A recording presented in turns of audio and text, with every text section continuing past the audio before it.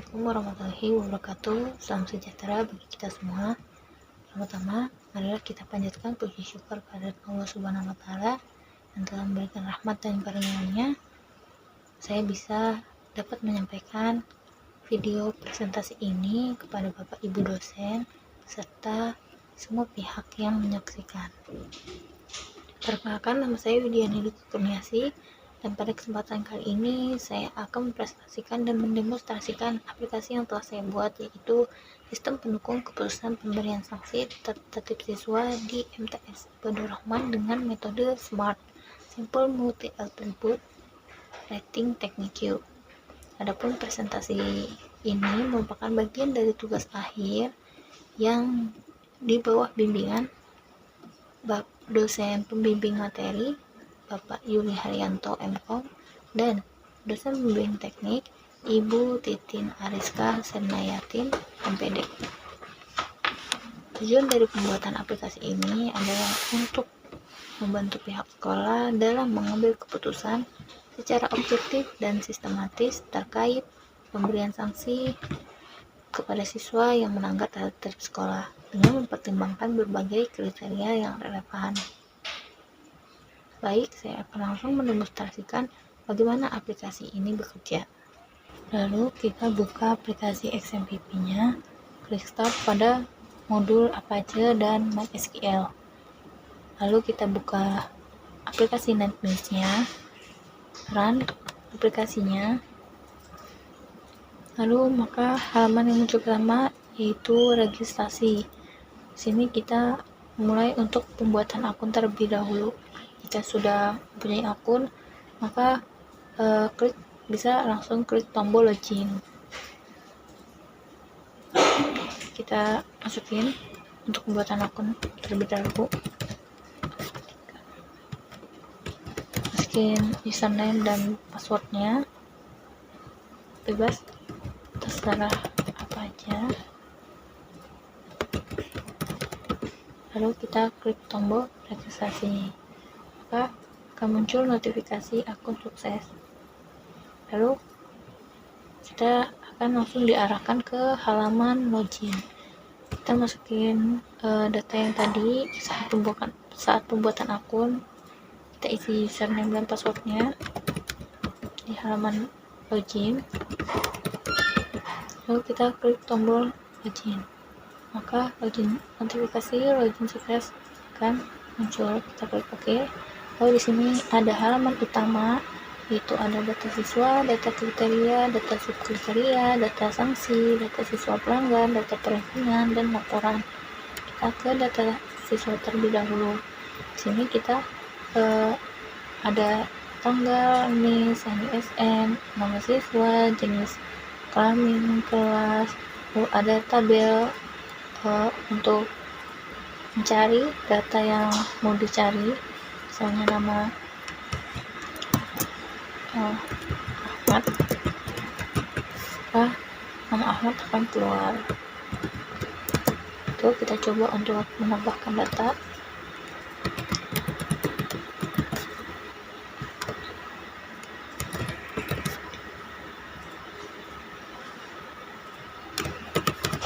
Kalau kita klik tambah, di sini tombol edit dan hapusnya belum bisa aktif, tidak aktif bro ya. Jika tidak aktif, maka di sini hanya tombol tambah saja yang aktif, maka data berhasil tersimpan. Kita lihat, maka datanya itu akan muncul di tabel di bawah ini. Terus lalu kita klik data di tabel. Nah, tombol edit dan hapus akan aktif, maka kita bisa menambahkan data yang kurang. Lalu kita klik edit, maka data berhasil diubah. Lalu data berhasil diubah. Lalu kita klik lagi jika kita mau menghapus data tersebut, maka data berhasil dihapus. Setelah itu kita ke data kriteria. Dalam kriteria ini ada tanggal, ID kriteria, nama kriteria, bobot, ada tombol tambah, edit, hapus, lalu ada kolom untuk mencari datanya, lalu di sini ada tabel data kriteria. Lalu di sini sama seperti form data siswa, kita mau ngisi, maka yang aktif hanyalah tombol tambah. Untuk edit dan hapus itu belum aktif. Tombol edit dan hapus akan aktif ketika kita mengklik data yang ada di tabel, maka dia akan aktif seperti itu. Lalu kita mencoba mencari di kolom pencarian, maka akan menghasilkan data yang kita cari. Lalu kita ke data subkriteria. Setelah ini ada tanggal, ID subkriteria, ID kriteria, nama subkriteria, dan poin kriteria. Nah, di sini kita bisa milih kriterianya, ID kriteria terlebih dahulu, maka nama kriteria akan langsung muncul. Lalu kita tulis subkriterianya apa, lalu poinnya berapa. Lalu di sini juga sama seperti form data siswa dan form kriteria, yang aktif hanyalah tombol tambah. Lalu ketika kita klik data yang ada di tabel, maka tombol edit dan hapus baru akan aktif. Lalu di sini juga sama, ada kolom untuk pencarian, misalnya jenis. Nah, di sini kita muncul data yang kita cari ya. Setelah itu kita ke data sanksi. Nah, di data sanksi ini ada tanggal, ID sanksi, jenis sanksi, rentang poin, dan ini rentang poin awal, dan di sini sampai itu rentang poin akhir. Sama juga dengan data siswa, data kriteria, data subkriteria, yang aktif hanyalah tombol tambah saja. Tombol edit dan hapus belum aktif.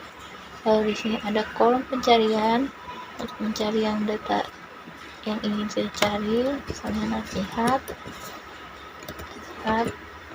tuh. Terus di sini ada kolom, ada tabel dari hasil yang data yang kita tambah, maka akan muncul di tabel ini. Lalu kita ke data siswa pelanggar. Pelanggar ini ada tanggal, ID siswa pelanggar, jenis, nama, kelas, nama pelanggaran, jenis pelanggaran, frekuensi, tingkat sengaja, dampak pelanggaran, sikap terhadap pelanggaran. Lalu ini ada sub-subnya. Lalu ini adalah poin-poin dari subnya. Lalu ini bobot dari kriterianya. Jadi ini kriterianya, tidak bisa diubah itu karena ini dari desainnya tidak bisa diubah. Jadi ini juga nilainya tetap, yang bisa diubah hanyalah subkriterianya saja. Ini kita masukkan juga. Terus di sini ada hasil dari ini, setiap jenis pelanggaran, terus sama ini, terus ini juga, terus baru dari hasil yang ini maka akan menghasilkan nilai akhirnya. Maka kita bisa masukin ini data, kita pilih list siswa, maka akan langsung muncul nama siswa dan kelas. Lalu kita tulis pelanggaran apa yang siswa ini lakukan, misalnya terlambat, terus termasuk pelanggaran, kita pilih subkriterianya, jenis pelanggaran itu termasuk pelanggaran yang terlambat, ini termasuk pelanggaran yang ringan atau sedang, misalnya sedang. Frekuensinya dia sudah berapa kali terlambat, sekali. Lalu sengaja atau enggak, tidak sengaja, misalnya karena macet gitu. Lalu dampak pelanggarannya itu bisa merugikan dia sendiri. Lalu sistem terhadap sikap terhadap pelanggarannya itu menyesal atau enggak tuh, misalnya dia menyesal tuh, maka poin-poinnya akan muncul di sini. Lalu kita klik proses perhitungan smart, maka di sini akan dilakukan proses perhitungan semua. Kita klik, maka muncul hasilnya dan nilai akhirnya. Lalu kita klik tombol simpan. Maka data berhasil disimpan di dalam tabel ini. Lalu di sini juga ada kolom pencarian untuk mencari data. Katanya Ahmad. Nah, sini muncul ya. Nah, lalu di sini juga ada tombol hapus. Di sini belum aktif karena kita belum mengklik data di tabel ini. Misalnya kita klik data di tabel ini, maka tombol hapusnya akan aktif. Akan muncul notifikasi berhasil dihapus. Lalu kita misalnya mau menghapusnya lagi, maka data sudah terhapus seperti itu. Terus lalu kita lanjut ke data perankingan. Nah, di data perankingan ini ada kolom untuk pencarian data. Kita bisa mencari data, mengisi nama Ahmad, maka akan muncul data yang kita cari.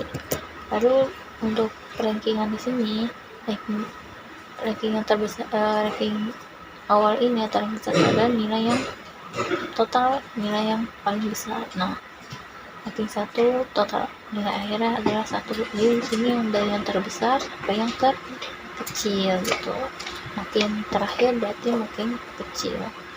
Lalu di sini ada NIS-nya, nama siswanya, kelas, total nilai akhir, dan sanksinya. Jadi sanksinya ini akan sesuai dengan total nilai akhirnya. Seperti itu. Akan disesuaikan dengan total nilai akhirnya. Seperti itu. Lalu kita ke laporan. Nah, di laporan ini ada laporan data siswa, data kriteria, data subkriteria, data sanksi, data siswa pelanggar, dan laporan data perankingan. Lalu kita lihat, kita klik, maka akan langsung muncul ke laporan untuk data siswa. Gitu. Untuk data kriteria akan langsung muncul laporan data kriteria. Lalu untuk kriteria maka akan langsung muncul data subkriteria. Untuk data sanksi juga langsung muncul laporan data sanksi. Lalu laporan data siswa pelanggar juga. Setelah itu laporan data perankingan. Seperti itu. Sekian yang dapat saya sampaikan, kurang lebihnya mohon maaf. Assalamualaikum warahmatullahi wabarakatuh.